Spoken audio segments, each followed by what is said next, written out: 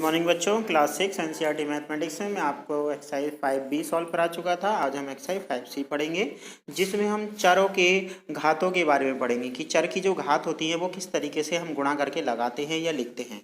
तो इसमें प्रश्न नंबर 1 दे रखा है, निम्नलिखित को घातांक के रूप में लिखिए। तो किसी भी चर की अगर हम एक से अधिक बार गुणा करा दें तो जितनी बार हम गुणा कराते हैं उसकी घात उतनी ही हो जाती है, जिसे हम घातांक बोलते हैं। जैसे कि यहाँ पर सी गुणा में लिखा हुआ है 5 बार। ठीक है, अगर हम सी की गुणा 5 बार करेंगे तो इसके बराबर आपको लिखना है सी और ऊपर लिखना है इसकी पावर 5 यानी घातांक।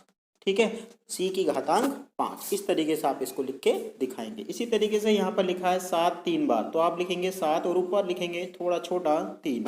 इसे पढ़ते हैं हम 7 की घात 3, जिसमें 7 आधार होता है और 3 जो होता है वो घातांक होता है। इसी तरीके से अगर चर और अचर दोनों एक साथ आ जाएं तो हम जो एक जैसे समान चर होते हैं उनकी घातें आपस में जुड़ जाती हैं। तो इसका जो आंसर होगा सेकंड वाले का, उसमें आपको लिखना होगा पहले 5, पहले हम अचर लिखते हैं। अगर यहाँ पर 5 के अलावा कोई और संख्या भी होती तो उसकी आपस में गुणा हो जाती। उसके बाद a कितनी बार है 2 बार, तो a की घात 2 आएगा।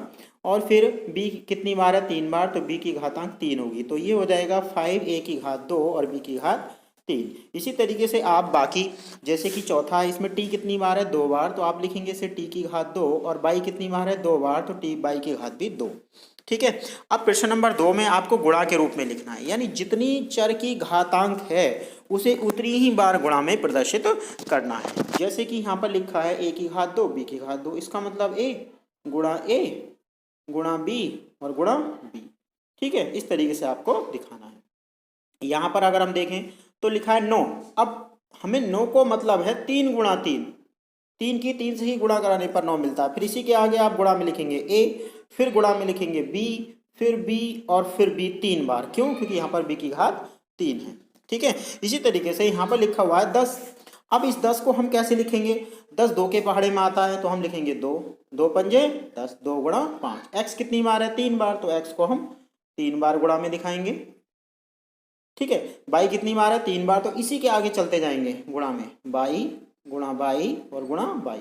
जेड 3 बार है तो जेड को भी 3 बार गुणा में दिखाएंगे। ठीक है, इस तरीके से।